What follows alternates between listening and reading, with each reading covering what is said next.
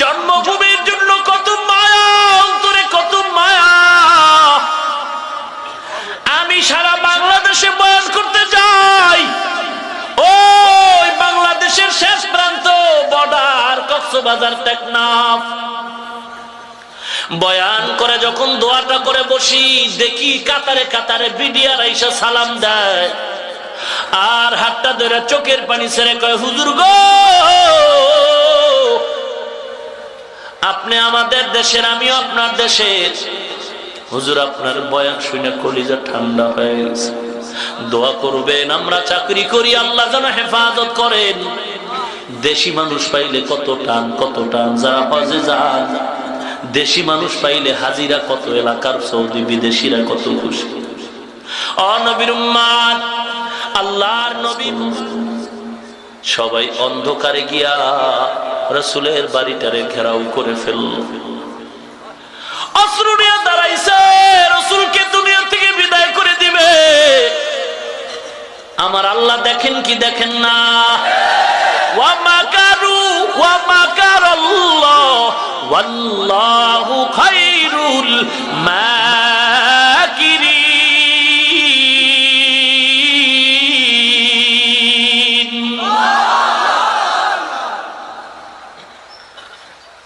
আল্লাহ জানায় দিছে, নবী গো, রেডি হয়ে যাও, বেঈমানদের পরামর্শ চলতেছে, তোমাকে মারবে। তুমি রেডি হয়ে যাও, আলীরে ঘরের মধ্যে ডাইকা হাজির করে দাও। হযরত আলীকে ডাকলেন আমার নবী। মাঝখানে অনেক কথা আছে, সংক্ষেপে আগায়া যাই। হযরত আলীকে ডাকলেন, বাড়ির চতুর্পার্শ্বে বেঈমানরা ঘেরাও করে ফেললো। আমার নবী আলীকে বলে, আলী, আল্লাহর অর্ডার হয়ে গেছে, আমার কাছে মানুষের আমানত সব তোমার হাতে নিয়ে নাও, সব হাতে নাও। আগামী কাল বা 2-1 দিনের মধ্যে আমানত গুলো যথাযথ পাওনাদারের হাতে পৌঁছায় দিও। আলী চিন্তা করলেন, নবীর আমানত এগুলো আগামীকাল বা 2 দিনের মধ্যে মানুষের হাতে দেওয়ার জন্য বলছেন। অতএব আমার কোনো টেনশন নাই, কোনো চিন্তা, ডুফুরতি নাকতেই না, ঘুমাই, আমি আইজ মরব না। ওরা যতই চেষ্টা করে আমাকে মারতে পারবে না, কারণ নবী কইছে আগামী কাল আমার আমানত দেওয়া লাগবে, তবে আইজ মরব না, মরলে কাইল। কে বাঁচানের মালিক? কে সম্মানের মালিক? রাসূল এবার প্রস্তুত হয়ে গেছে। একটু আগেই তো ইশারা দিছিল, কয়েক বছর আগে, আবু বকর, কোন একদিন তুমি আমার হিজরতের সাথী হইবা। কিছু কিছু সাহাবায়ে কেরামদেরকে আল্লাহর নবী আগে পাঠায় মদিনায় যাও, কোন একদিন আমারও যাওয়া লাগবে, আস্তে আস্তে চলে যাও। এই মক্কার কাফের আমাদের উপর অত্যাচার করে, কত আর সহ্য করা যায়? আমার মা নাই, আমার বাবা নাই, আমি এতিম, আমার কেউ নাই, কেউ নাই। ফাসায়াকফিকাহুমুল্লাহ, আমার আল্লাহ আমার জন্য যথেষ্ট। আমার নবী এখন একা, গভীর রাত, অন্ধকার। এবার বেঈমানরা চতুর্পার্শ্বে বাড়িটা ঘেরাও করে ফেলেছে। আমার নবী এবার একা একা হয়ে গেল। আল্লাহ, আমি কেমনে বের হব? কয়, পয়গম্বর চিন্তা নাই, হাতের মধ্যে কিছু ধুলা নেন, আর আমি আপনাকে মন্ত্র শিখাই দেই, আয়াত ফিরে ফিরে দম দেন, আর এই ধুলাগুলো ওদের চোখে মারবেন, বাড়ির চতুর্পাশে ওদের চোখে লাগবে, ওরা চোখ ডলবে, মাঝখান দিয়া নিরাপদে আপনি বের হয়ে যাবে। পয়গম্বর ধুলা নিলেন। আল্লাহ বলেন, পয়গম্বর ধুলাগুলো মোবারক হাতে নিয়ে আপনি আয়াতগুলো পড়েন, ইয়াসিন ওয়াল কুরআনিল হাকীম ইন্নাকা লামিনাল মুরসালিন আলা সিরাতিন মুস্তাকিম তানজিলাল আজিজির রহিম লিতুনজিরা কওমান মা উনজিরা আবাউহুম ফাহুম গাফিলুন লাকাদ হাক্কাল কাওলু আলা আকসারিহিম ফাহুম লা ইউমিনুন ইন্না জাআলনা ফি আ'নাকিহিম আগলালান ফাহিয়া ইলাল আযকানি ফাহুম মুতমাউন وجعلنا من بين أيديهم سدا ومن خلفهم سدا فأغشيناهم فهم لا يبصرون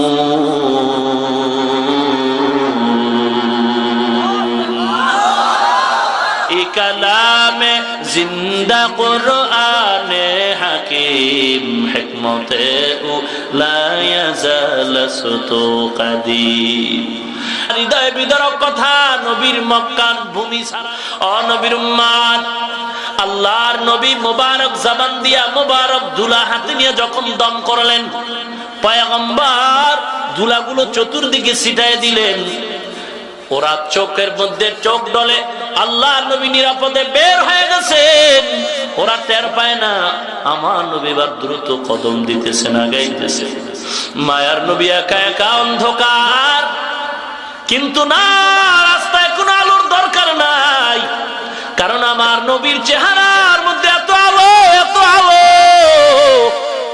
অন্ধকার পথ যেন রাসূলের চেহারা মোবারকে আলো হয়ে গেল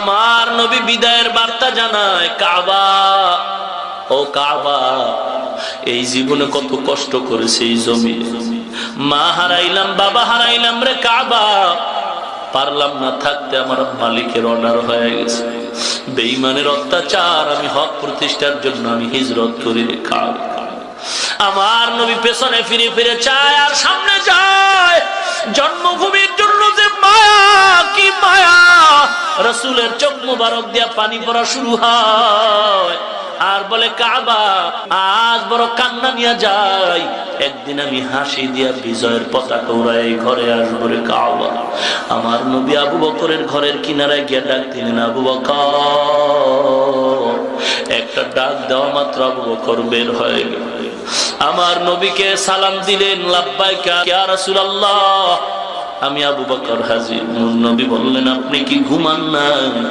আবু বকর বলেন পয়গম্বর বহু আগে আপনি একদিন আমাকে ইশারাতান বলেছিলেন একদিন হিজরতের সাথী হব আল্লাহর কসম আপনার মহব্বতের কারণে আজ পর্যন্ত আমি দরজার কিনারে দাঁড়ায় থাকি একটা রাত্র আমি বালিশের সাথে পিঠ লাগায় ঘুমাই দাঁড়িয়ে ও পয়গম্বর আমি আবু বকর একা না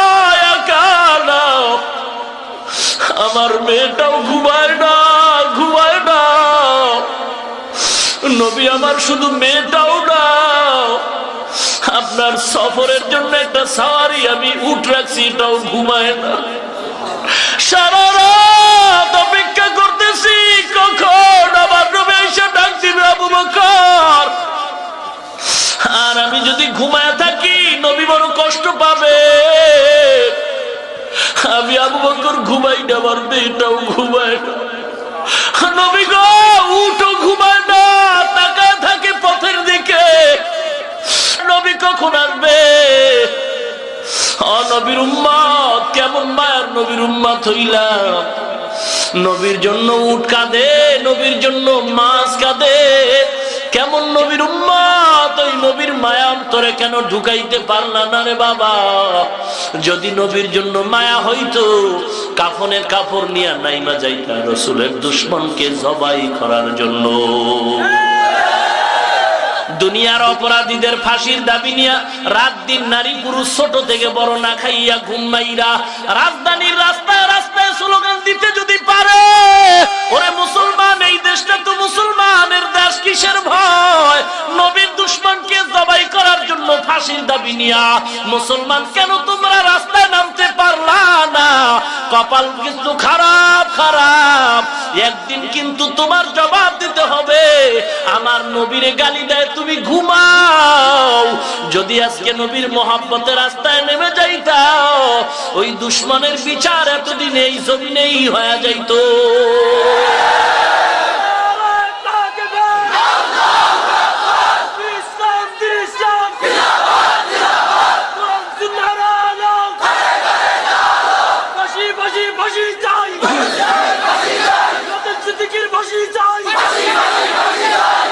ভাইরা আমার আপনারা পত্রিকায় হয়তো দেখছেন জামিনের এমন একটা আবদার চলতেছে অমুসলমান, দেশ কিন্তু ঠান্ডা না, ঠান্ডা না। আমারে গালি দাও সহ্য করব, আমার আব্বারে কিছু বলো ধৈর্য ধারণ করব। এ বান্দা, মরণ তো একবার হবে, একবার হবে। সন্তান মাকে সকাল 10টায় বলে, মা আমি একটু ফরিদগঞ্জ বা চাঁদপুর যাই, 2 ঘন্টা পরে আসবো। 1 ঘন্টার সময় মোবাইল উঠছে, মা কানের মধ্যে লাগায় শুনে কান্নার আওয়াজ। ডাক দিয়া বলে, কে কাঁদতেছো, কি ব্যাপার? বলে, তোমার সন্তান সবে মাত্র সাদা কাপড়ের বাসিন্দা হয়ে গেছে। এলাকার মা বোনেরা, ও বৃদ্ধ বাবাজিরা, ও কলিজার টুকরা আমার যুবক ভাই, ঘুমানোর সময় নাই, ঘুমানোর সময় নাই। যদি ঘুমায় থাকো আরো কিন্তু বিপদ আসতেছে। অতএব এখন থেকে রেডি হও, রেডি হও, কাপড়ের কাপড় কিনে রেডি হও। আর মা বাবার সালাম দিয়া দাও, ও মা আমারে যদি দেখো আমি ঘুমের বিছানা নাই, আমারে খুঁজবা না, খুঁজবা না। কারণ আমার নবীর দুশমন একটু ঢুকছে, আবার বের হইতে চায়। আমরা মুসলমান এই জমিনে থাকবো আর নাস্তিক আরাম করবে, হতে পারে না গো মা।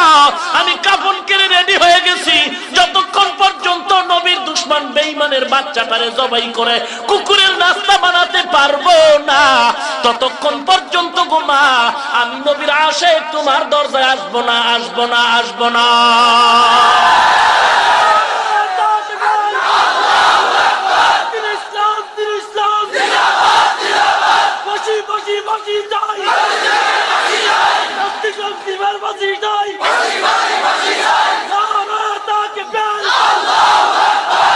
ভাইরা আমার, এ দেশের মুসলমান বা ইসলামের সাথে গাদ্দারি করে কোন পরাশক্তি, কোন বেঈমান এ জমিনে সম্মানের চেয়ারে বসে থাকতে পারে নাই।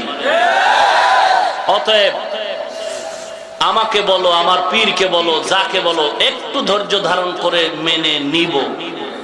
নেওয়ার কথা না, নিব। কিন্তু রাসূলের ব্যাপারে, কোরআনের ব্যাপারে, ইসলামের ব্যাপারে, মাদ্রাসার ব্যাপারে আল্লাহ না করুন, আল্লাহ না করুন, আল্লাহ না করুন।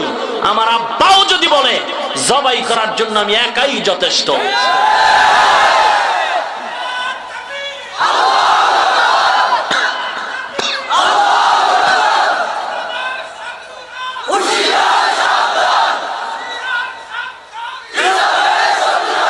ভাইরা আমার, আবু বকর পয়গম্বরের দরবারে হাজির। বেঈমানরা পয়গম্বরের উপরে আক্রমণ করার জন্য পাগল। আবু বকরকে নিয়ে পয়গম্বর মদিনার দিকে রওনা হয়ে গেছেন। পয়গম্বর অন্ধকারে হাঁটতেছেন, আবু বকর ছাড়া কেউ নাই।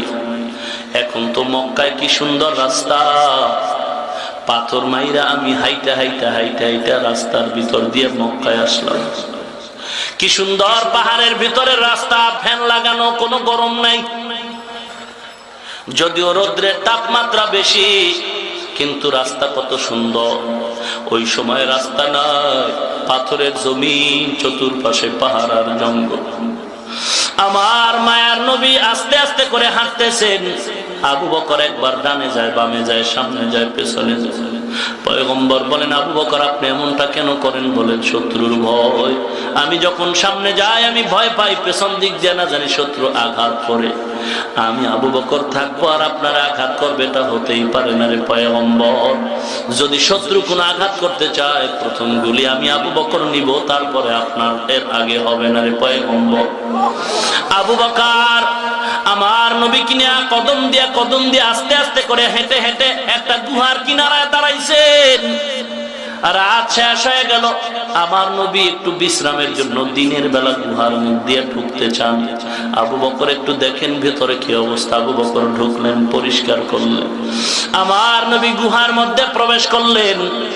গুহার মধ্যে প্রবেশ করার পরে আমার নবী ক্লান্ত, মায়ার নবী হেঁটে হেঁটে কত কষ্ট রাত্রিবেলা। কাফেরেরা ঘুরতেছে, কই মুহাম্মদ তো নাই।